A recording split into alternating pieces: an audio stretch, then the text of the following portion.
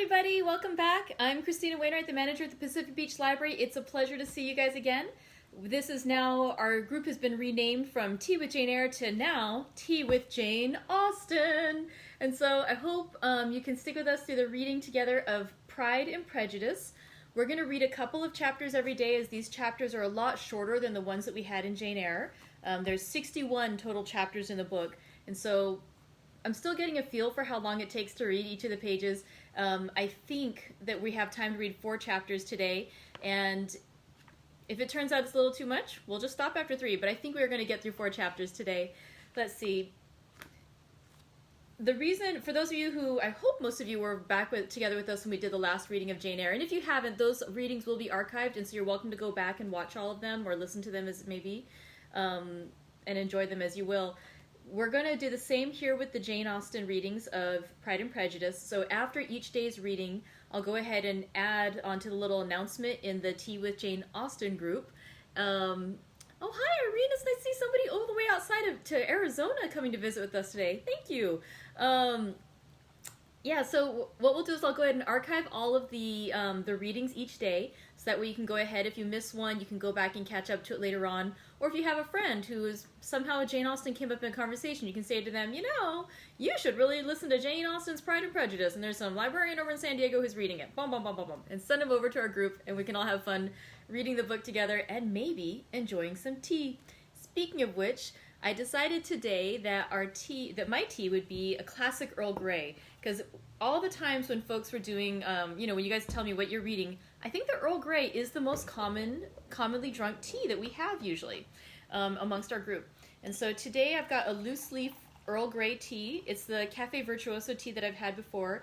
It's a really strong tea, and I thought about bringing out some sugar and cream, but I thought no. For today, I'm going to go just the straight plain tea, and then maybe after the reading I might go back and add some cream and sugar to my next glass. Also, I was looking at the cover of our book, and they do their tea with lemon, and I realized I almost never do that. So we'll have to do that one of these days. Get the appropriate tea to add a slice of lemon into, because why not? Let's see. So we'll go ahead. I guess we'll just go get started. Usually I'd start with a recap of the previous days, but we don't have one.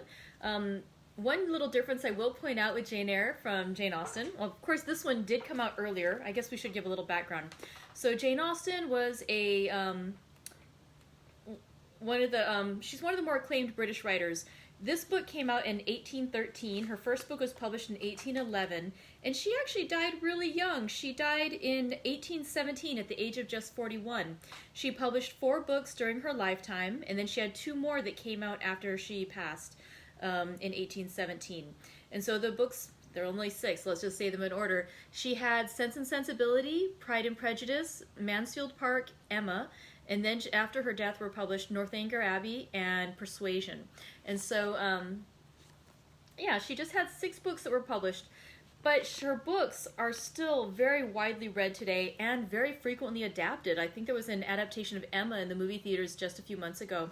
And so, and of course, I'm going to say, through a shout out for one of my favorite adaptations to film, book to film ever, was Jane Austen's Emma became Clueless. Fabulous. I mean, my personal feeling is I like that adaptation of Emma better than the one with Gwyneth Paltrow that came out within a year or 2 of that one as well. But just so well done, so witty. But yeah, there have of course been many adaptations of Pride and Prejudice as well. Although I don't think I've ever seen one. So I'd be curious to know too, which of you, if those of you have seen different adaptations of Pride and Prejudice, which is your favorite? I've heard that the Colin Firth BBC edition is amazing, but I believe that there's been several others. I think there was one with Keira Knightley a couple years ago, and I'm trying to remember the rest. So if you have a particularly wonderful version of Pride and Prejudice that you've seen and you'd recommend, please go ahead and comment about that. I'd love to see it, and I think our other readers would too. So let's go ahead and get started in on Pride and Prejudice by Jane Austen. Oh, and one little thing I did want to say. When we finished with Jane Eyre, one of the most well-known phrases from the book is, of course, well, now I'm going to give away spoilers for anyone who didn't read Jane Eyre, but I'm doing it anyway. "Reader, I married him" is one of the most famous lines from Jane Eyre, and it comes in the very last chapter of the book. In Pride and Prejudice, the opposite is the truth. It begins with probably one of the most famous lines of the book, and actually one of the more famous lines in literature. So let's go ahead and get started with that famous line in this wonderful book, Pride and Prejudice by Jane Austen. Chapter 1. It is a truth universally acknowledged that a single man in possession of a good fortune must be in want of a wife. However little known the feelings or views of such a man may be on his first entering a neighborhood, this truth is so well fixed in the minds of the surrounding families that he is considered as the rightful property of some one or other of their daughters.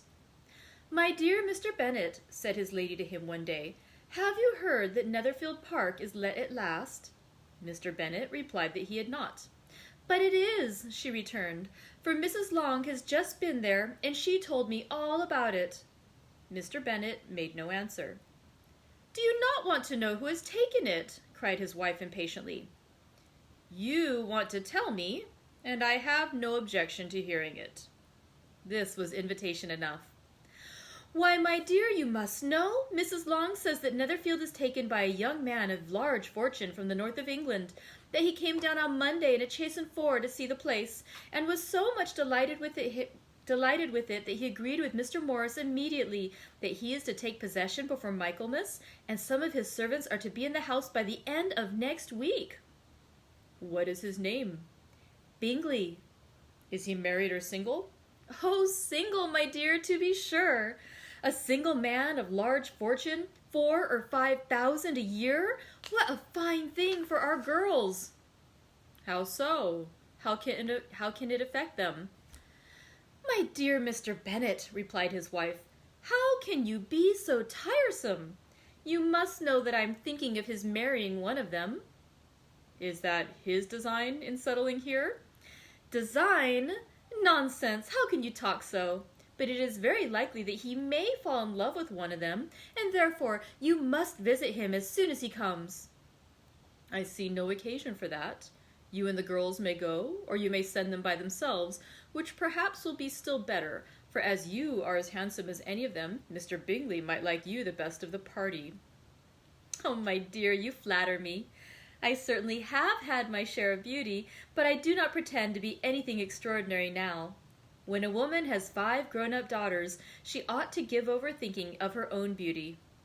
"In such cases, a woman has not often much beauty to think of." "But, my dear, you must indeed go and see Mr. Bingley when he comes into the neighborhood." "It is more than I engage for, I assure you." "But consider your daughters. Only think what an establishment it would be for one of them. Sir William and Lady Lucas are determined to go, merely on that account, for in general you know they visit no newcomers. Indeed, you must go, for it will be impossible for us to visit him if you do not." "You are over-scrupulous, surely.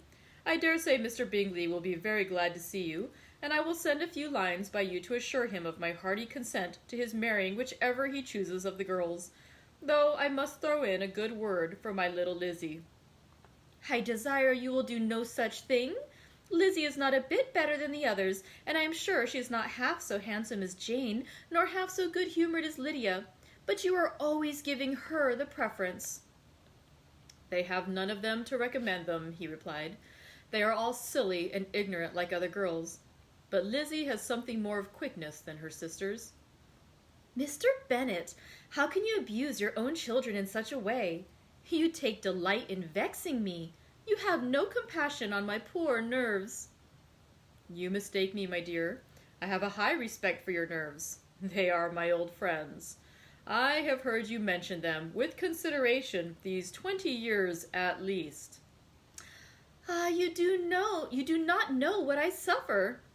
"But I hope you will get over it, and live to see many young men of 4,000 a year come into the neighborhood."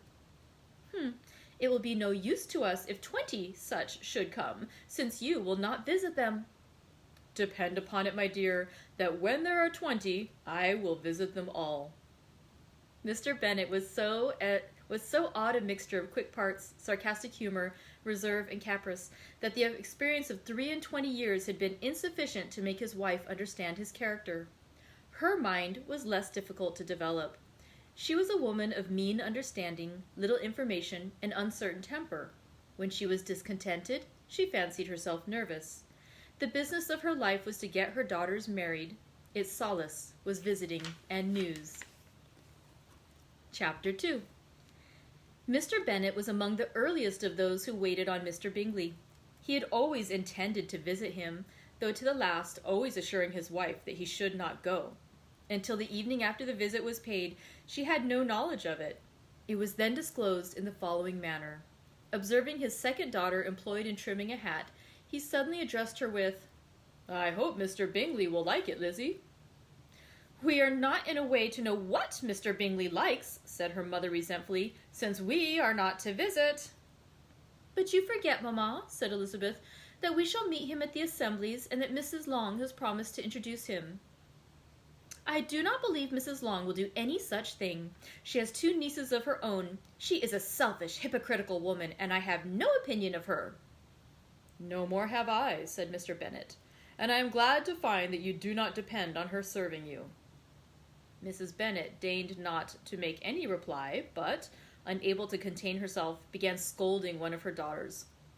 Don't keep coughing so, Kitty, for heaven's sake. Have a little compassion on my nerves. You tear them to pieces." "Kitty has no discretion in her coughs," said her father. "She times them ill." "I do not cough for my own amusement," replied Kitty fretfully. "When is your next ball to be, Lizzie?" "Tomorrow fortnight." "Aye, so it is," cried her mother, "and Mrs. Long does not come back till the day before, so it will be impossible for her to introduce him, for she will not know him herself." "Then, my dear, you may have the advantage of your friend, and introduce Mr. Bingley to her." "Impossible, Mr. Bennet, impossible, when I am not acquainted with him myself. How can you be so teasing?" "I honor your circumspection. A fortnight's acquaintance is certainly very little. One cannot know what a man really is by the end of a fortnight. But if we do not venture, somebody else will, and after all, Mrs. Long and her nieces must stand their chance, and therefore as she will think it an act of kindness, if you decline the office, I will take it on myself." The girls stared at their father. Mrs. Bennet said only, "Nonsense! Nonsense!" "What can be the meaning of that emphatic exclamation?" he cried. "Do you consider the forms of introduction, and the stress that is laid on them, as nonsense? I cannot quite agree with you there. What say you, Mary? For you are a young lady of deep reflection, I know, and read great books, and make extracts." Mary wished to say something very sensible, but knew not how.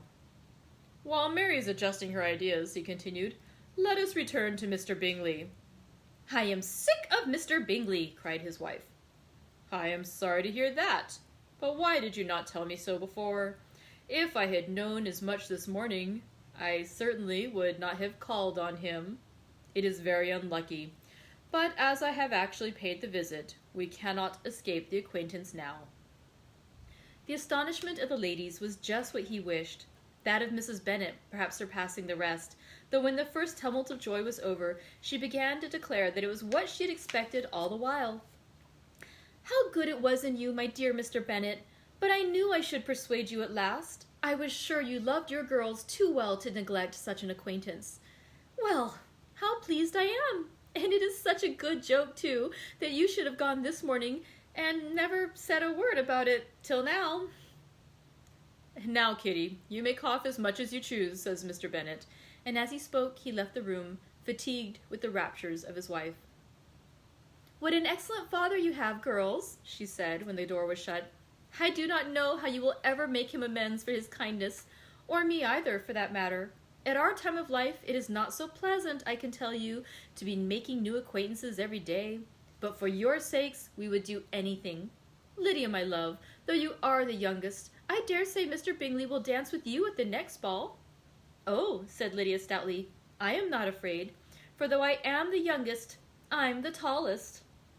The rest of the evening was spent in conjecturing how soon he would return Mr. Bennet's visit, and determining when they should ask him to dinner. Now, Chapter 3.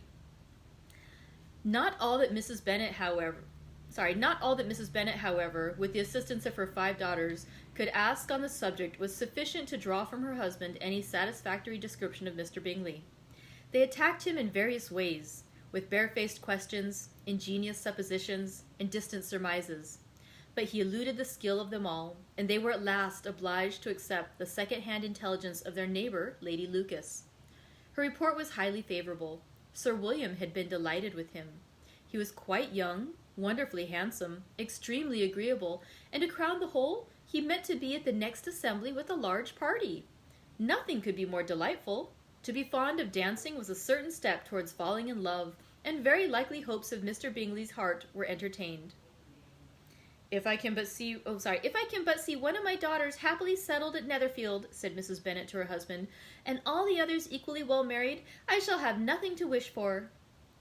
In a few days, Mr. Bingley returned Mr. Bennet's visit, and sat about 10 minutes with him in the library. He had entertained hopes of being admitted to a sight of the young ladies of whose beauty he had heard much, but he saw only their father. The ladies were somewhat more fortunate, for they had the advantage of ascertaining from an upper window that he wore a blue coat and rode a black horse. An invitation to dinner was soon afterwards dispatched, and Mrs. Bennet had already planned the courses that were to do credit to her housekeeping, when an answer arrived which deferred it all. Mr. Bingley was obliged to be in town the following day, and consequently unable to accept the honor of their invitation, etc. Mrs. Bennet was quite disconcerted. She could not imagine what business he could have in town so soon after his arrival in Hertfordshire, and she began to fear that he might be always flying about from one place to another, and never settled at Netherfield as he ought to be. Lady Lucas quieted her fears a little by starting the idea of his being gone to London only to get a large party for the ball, and a report soon followed that Mr. Bingley was to bring 12 ladies and 7 gentlemen with him to the assembly. The girls grieved over such a number of ladies, but were comforted the day before the ball by hearing that, instead of 12, he had brought only 6 with him from London, his 5 sisters, and a cousin. And when the party entered the assembly room, it consisted of only 5 altogether: Mr. Bingley, his 2 sisters, the husband of the eldest, and another young man. Mr. Bingley was good-looking and gentlemanlike. He had a pleasant countenance and easy, unaffected manners. His sisters were fine women with an air of decided fashion. His brother-in-law, Mr. Hurst, merely looked the gentleman, but his friend Mr. Darcy soon drew the attention of the women by his fine, tall person, handsome features, noble mien, and the report, which was in general circulation within 5 minutes after his entrance, of his having 10,000 a year. The gentlemen pronounced him to be a fine figure of a man. The ladies declared he was much handsomer than Mr. Bingley, and he was looked at with great admiration for about half the evening, till his manners gave a disgust, which turned the tide of his popularity, for he was discovered to be proud, to be above his company and above being pleased, and not all his large estate in Derbyshire could then save him from having a most forbidding, disagreeable countenance, and being unworthy to be compared with his friend. Mr. Bingley had soon made himself acquainted with all the principal people in the room. He was lively and unreserved, danced every dance, was angry that the ball closed so early, and talked of giving one himself at Netherfield. Such amiable qualities must speak for themselves. What a contrast between him and his friend! Mr. Darcy danced only once with Mrs. Hurst, and once with Miss Bingley, declined being introduced to any other lady, and spent the rest of the evening in walking about the room, speaking occasionally to one of his own party. His character was decided. He was the proudest, most disagreeable man in the world, and everybody hoped that he would never come there again. Among the most violent against him was Mrs. Bennet, whose dislike of his general behavior was sharpened into particular resentment by his having slighted one of her daughters. Elizabeth Bennet had been obliged, by the scarcity of gentlemen, to sit down for 2 dances, and during part of that time Mr. Darcy had been standing near enough for her to overhear a conversation between him and Mr. Bingley, who came from the dance for a few minutes to press his friend to join it. "Come, Darcy," he said, "I must have you dance. I hate to see you standing about by yourself in this stupid manner. You had much better dance." "I certainly shall not. You know how I detest it, unless I am particularly acquainted with my partner. At such an assembly as this, it would be insupportable. Your sisters are engaged, and there is not another woman in the room who would not be a punishment to me to stand up with. I would not be so fastidious as you are, cried Bingley, for a kingdom. Upon my honor, I never met with so many pleasant girls in my life as I have this evening, and there are several of them, you see, uncommonly pretty. You are dancing with the only handsome girl in the room, said Mr. Darcy, looking at the eldest Miss Bennet. Oh, yes, she is the most beautiful creature I ever beheld. But there is one of her sisters sitting down just behind you, who is very pretty, and I dare say very agreeable. Do let me ask my partner to introduce you. What do you mean? And turning round, he looked for a moment at Elizabeth till, catching her eye, he withdrew his own, and coldly said, She is tolerable, but not handsome enough to tempt me, and I am in no humour at present to give consequence to young ladies who are slighted by other men. You had better return to your partner and enjoy her smiles, for you are wasting your time with me. Mr. Bingley followed his advice. Mr. Darcy walked off, and Elizabeth remained with no very cordial feelings towards him. She told the story, however, with great spirit among her friends, for she had a lively, playful disposition, which delighted in anything ridiculous. The evening altogether passed off pleasantly to the whole family. Mrs. Bennet had seen her eldest daughter much admired by the Netherfield party.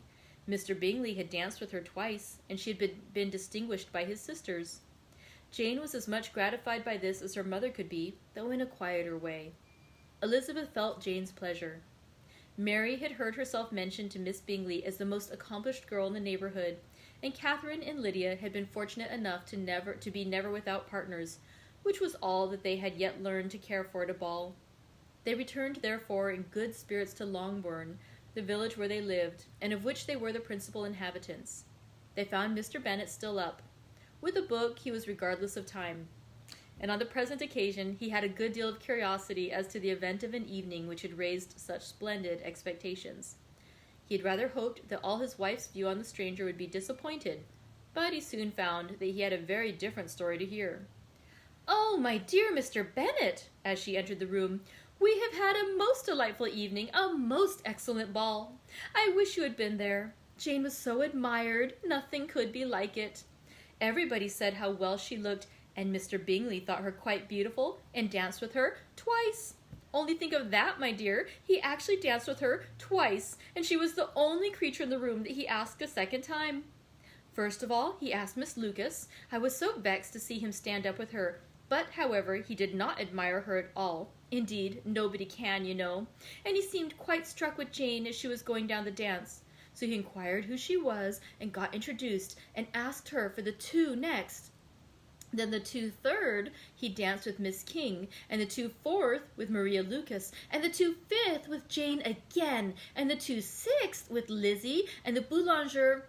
If he had any compassion for me, cried her husband impatiently, he would not have danced half so much. For God's sake, say no more of his partners. Oh, that he had sprained his ankle in the first dance. Oh, my dear, continued Mrs. Bennet, I am quite delighted with him.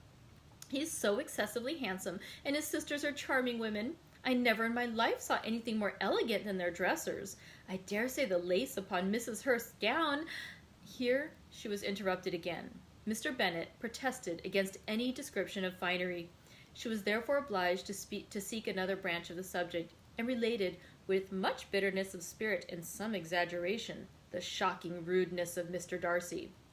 But I can assure you, she added, that Lizzie does not lose much by not suiting his fancy, for he is a most disagreeable, horrid man, not at all worth pleasing, so high and so conceited that there was no enduring him. He walked here and he walked there, fancying himself so very great. Not handsome enough to dance with. I wish you had been there, my dear, to have given him one of your set-downs. I quite detest the man. And Chapter 4.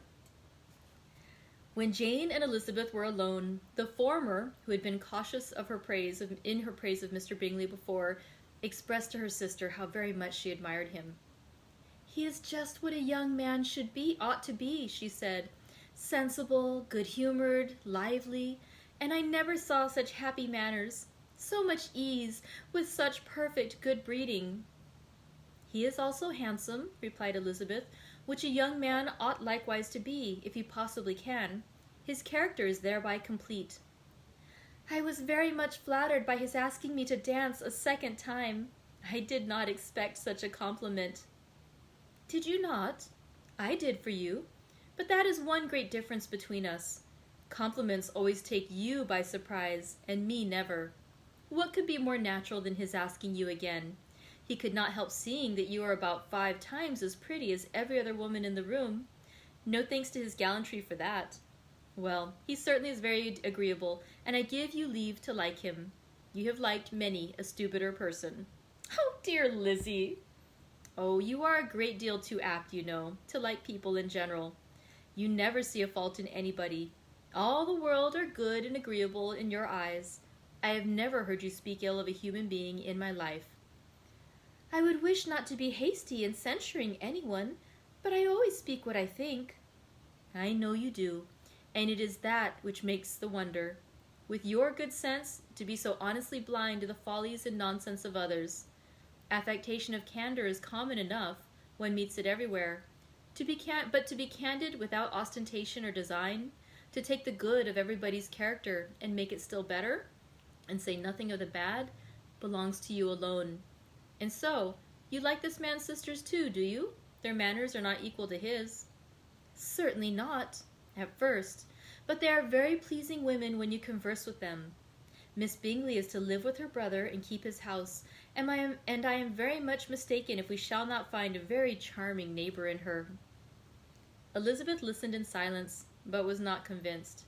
Their behavior at the assembly had not been calculated to please in general, and with more quickness of observation and less pliancy of temper than her sister, and with a judgment too unassailed by any attention to her herself, she was very little disposed to approve them. They were, in fact, very fine ladies, not deficient in good humor when they were pleased, nor in the power of being agreeable when they chose it, but proud and conceited. They were rather handsome, had been educated in one of the first private seminaries in town, had a fortune of 20,000 pounds, were in the habit of spending more than they ought, and of associating with people of rank, and were therefore in every respect entitled to think well of themselves and meanly of others. They were of a respectable family in the north of England, a circumstance more deeply impressed on their memories than that their brother's fortune and their own had been acquired by trade. Mr. Bingley inherited property to the amount of nearly 100,000 pounds from his father, who had intended to purchase an estate, but did not live to do it. Mr. Bingley intended it likewise, and sometimes made choice of his county. But as he was now provided with a good house and the liberty of a manor, it was doubtful to many of those who best knew the easiness of his temper whether he might not spend the remainder of his days at Netherfield and leave the next generation to purchase. His sisters were very anxious for his having an estate of his own, but though he was now established only as a tenant, Miss Bingley was by no means unwilling to preside at his table, nor was Mrs. Hurst, who had married a man of more fashion than fortune, less disposed to consider his house as her home when it suited her. Mr. Bingley had not been of age 2 years when he was tempted by an accidental recommendation to look at Netherfield House. He did look at it and into it for half an hour, was pleased with the situation in the principal rooms, satisfied with what the owner said in its praise, and took it immediately. Between him and Darcy there was a very steady friendship, in spite of a great opposition of character. Bingley was endeared to Darcy by the easiness, openness, and ductility of his temper, though no disposition could offer a greater contrast to his own, and though with his own he never appeared dissatisfied. On the strength of Darcy's regard, Bingley had the firmest reliance, and of his judgment the highest opinion. In understanding, Darcy was the superior. Bingley was by no means deficient, but Darcy was clever. He was at the same time haughty, reserved, and fastidious, and his manners, though well-bred, were not inviting. In that respect, his friend had greatly the advantage. Bingley was sure of being liked wherever he appeared. Darcy was continually giving offence. The manner in which they spoke of the Meryton assembly was sufficiently characteristic. Bingley had never met with pleasanter people or prettier girls in his life. Everyone had been most kind and attentive to him. There had been no formality, no stiffness. He had soon felt acquainted with all the room, and as to Miss Bennet, he could not conceive an angel more beautiful. Darcy, on the contrary, had seen a collection of people in whom there was little beauty and no fashion, for none of whom he had felt the slightest or the smallest interest, and from none received either attention or pleasure. Miss Bennet he acknowledged to be pretty, but she smiled too much. Mrs. Hurst and her sister allowed it to be so, but still they admired her and liked her, and pronounced her to be a sweet girl, and one whom they should not object to know more of. Miss Bennet was therefore established as a sweet girl, and their brother felt authorized by such commendation to think of her as he chose. And that concludes the first 4 chapters of Pride and Prejudice by Jane Austen. Thank you guys for tuning in today. I look forward to seeing you tomorrow for more of Pride and Prejudice. Thank you very much. I hope you have a great rest of your day. Bye.